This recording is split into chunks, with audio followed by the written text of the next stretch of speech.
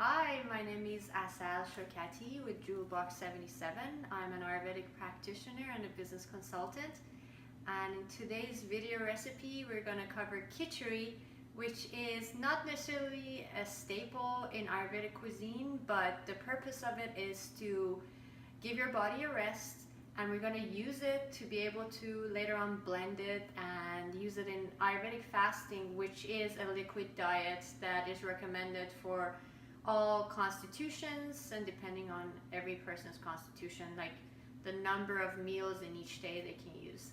So I have already chopped up and prepared a lot of things, and I want you to take a look at it so you have an idea like how big or small the pieces need to be. The first ingredient I'm using here is basmati rice, which is actually Texmati, a non-GMO. I've not rinsed it, I'm soaking it. And the next ingredient is red lentils that is being soaked, but again, neither of these are necessary to be soaked as they cook quickly.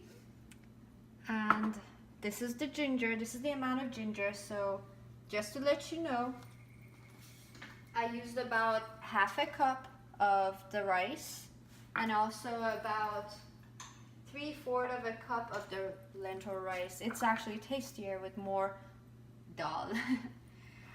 And take a look at the carrots and the zucchini. This is about 1 medium-sized zucchini and 2 medium-sized carrots. This is fennel, a medium-sized, actually smaller to medium-sized fennel. We're not going to use this part of it. And this is as big as it's been chopped.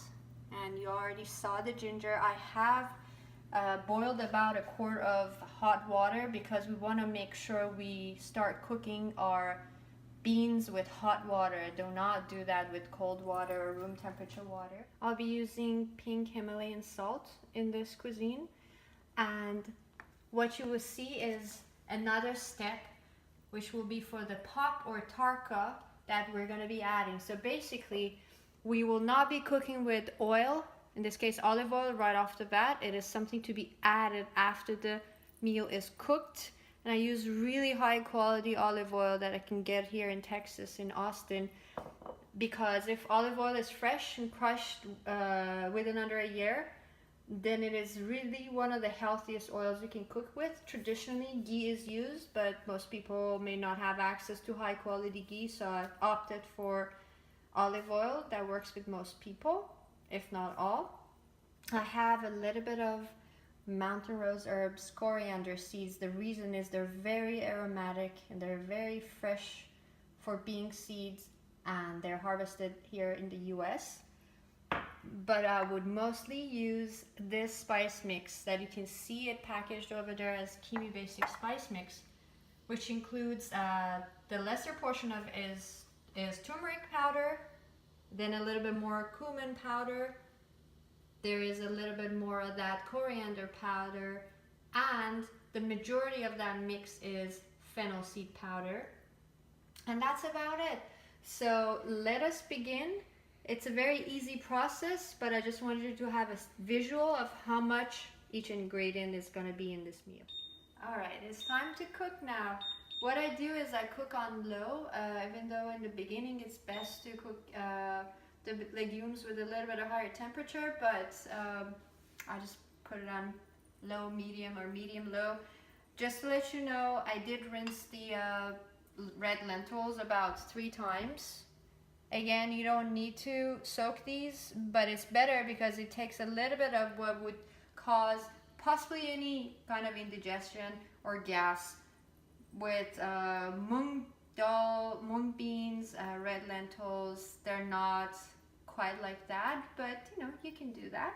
So I would add that to the pot, and I try to use like a thicker aluminum pot. But we gotta be careful because we may run out of water quickly, and we don't want to get kind of like a crispy lentil in the bottom. So I do that.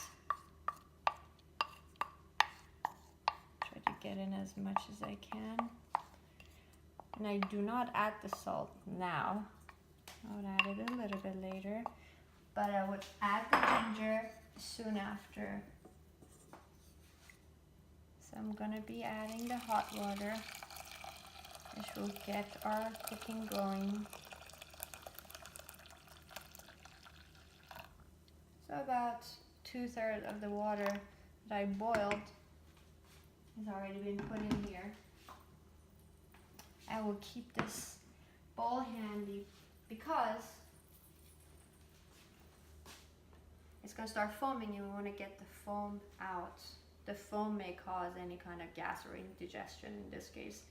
And I'm going to be adding the ginger that's been chopped. So just to let you know, this is the amount of ginger that I've already chopped, peeled and chopped. So it has to be peeled. Add it in here. And wait till it's about boiling again. If you see, there are foams and bubbles forming here, and that's what I'm referring to. I'm going to wait a little bit longer, then I start kind of scraping and scooping this foam so it doesn't get cooked with our meal. It's not easy in the beginning, but as time goes by and temperature rises, then you're going to see a lot more foam. You can even get like a metal spoon that makes it a little easier, or any kind of spatula that you're comfortable with. One thing to pay attention is in Ayurvedic cooking we use low temperature, and that doesn't mean that food's gonna take exceptionally longer to cook, but we are saving as many nutrients as we can in our meals by cooking on low temperatures. So it's been cooking on low medium temperature for about 10 minutes, and I was actively removing the foam. You can take a look and see how much foam has been removed. Most of it has, and this cooks fairly fast because of the type of lentils. So I'm gonna go ahead and add the rice to it, the Texmati. Again, I'm using a little bit more lentils than the rice, but most recipes they call for half and half and equal. And it's important to pay attention when you are cooking the lentils with ginger that you have it uncovered, so you don't put the lid on it. I can still take a little bit of foam away.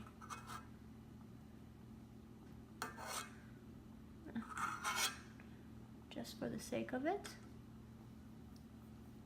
And what I'm going to do is add a little bit more of that hot water here, because one thing we need plenty of is spring water that is boiled and is hot. We're never going to add cold water to beans that are cooking. If need to, I'll just boil more. Despite it being a simple dish, it is Tridoshic, as it's said in Ayurveda. And by Tridoshic, it means it covers for all three doshas of Vata, Pitta, and Kapha. So it's good for everybody. Traditionally, it's been used as the meal, the comfort meal, comfort food, or the meal that is used when you're recovering from an illness in India. So when I talk to my Indian friends who are not very familiar with Ayurveda, they're like, Kitchari? Why do you want Kitchari? Are you not feeling well? Well, I explained to you in the beginning of the video why we use this meal. Well, what we're going to do is add a little bit of vegetables to it that's going to cook after the rice has been added and add more nutrients. The vegetables that I've chosen here, I have not chopped any sweet potatoes, but sweet potatoes, zucchini, we can use asparagus. Asparagus may not work as well, but fennel and carrots, they're all Tridoshic, so it's good for everybody. And I'm gonna go ahead and add the fennel first. So fennel in vegetable form and fennel in spice form is gonna help this meal for what is intended to be. At the end of the day, a lot of colors are not gonna be seen. Even the red lentils are not gonna be as red.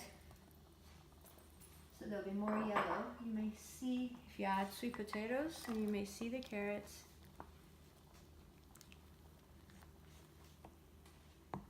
And we're gonna go ahead and add the salt. So add the salt as much as you like. I don't want to over salt it. I may taste it a little bit later. So I've added about a lot less than a teaspoon of salt. And I'm gonna go ahead and cover this up and just let it simmer for as long as it takes. So we're gonna count the time and let you know how long it would take.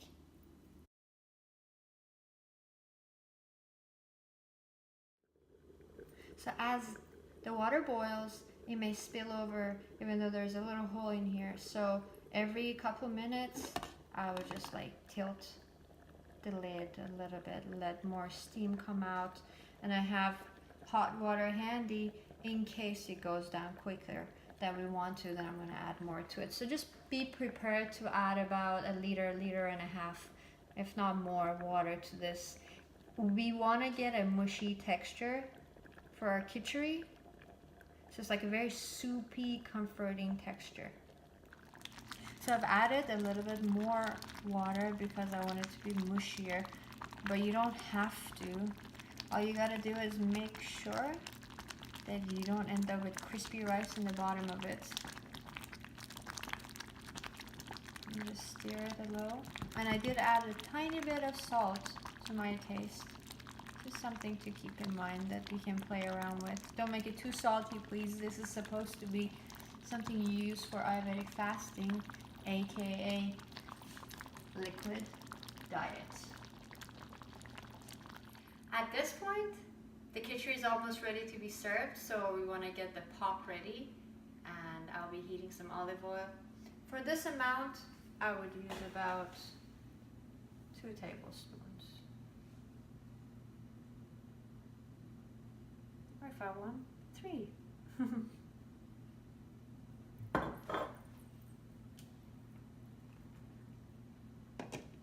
Get that going again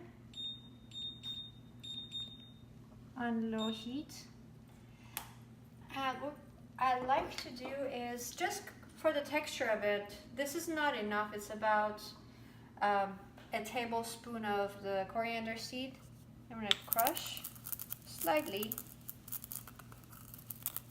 It's aromatic, it's fresher, and it may give it a good texture on top of the spice mix that we're using. Some people prefer to get all the seeds fresh, crush them either by hand, or they can use like a coffee grinder to make their spice mix ready that way.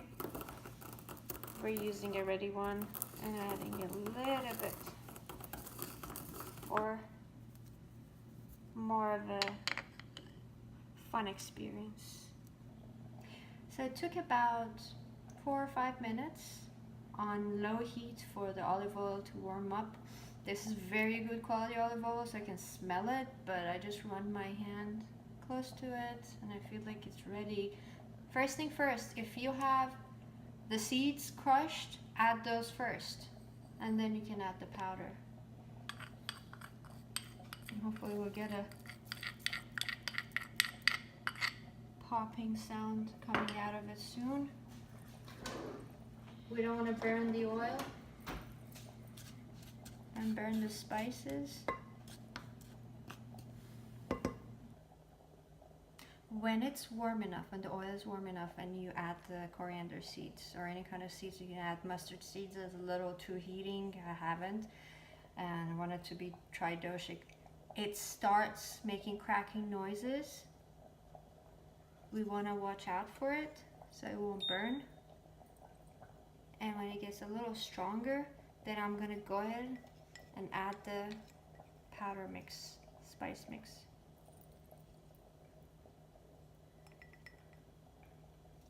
This is about half a teaspoon. 1. I want to be a little generous, so this could be actually about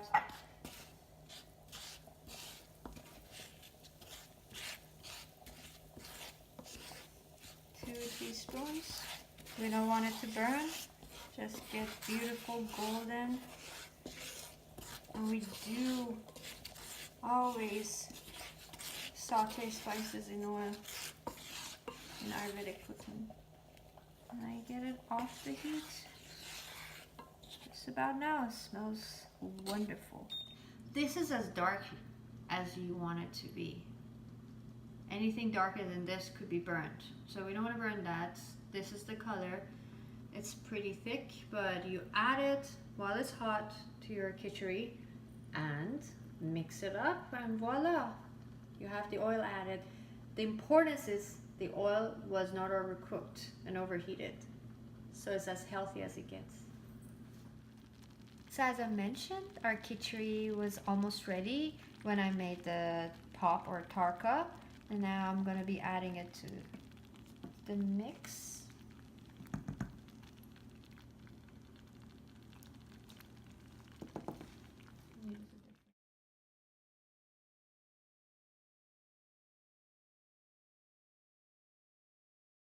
Stir that into the mix. The color slightly changes and the kitchari becomes very aromatic. It is up to you how watery you want it or not. The beauty of it, you can leave it on the pot for as long as you want on low heat, very low heat, or turn it off and then reheat it. Consume it during the day. If you are doing the liquid diet and you want to do it for 3 meals, you can even have this for breakfast. But don't overdo it, please. Don't have like 5 days of kitchari or your body is not getting the nutrients. And so it's not a replacement for weight loss routine. Our kitchari is ready to be served. So we're gonna have a little bit of it. And where we are in Texas is summertime, almost summertime, end of spring. So we want it to be more cooling. I've chopped up some fresh cilantro. And if you like, you can add a little bit of these and make it look pretty. However you like it. It's pretty tasty. Let's have a spoonful together. It will be really hot.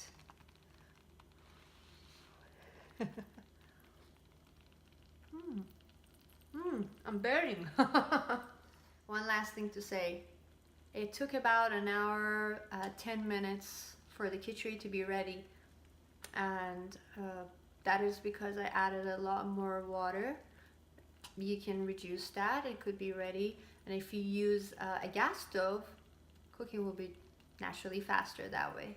I've been using an electric stove. Thank you and see you next time. Bye.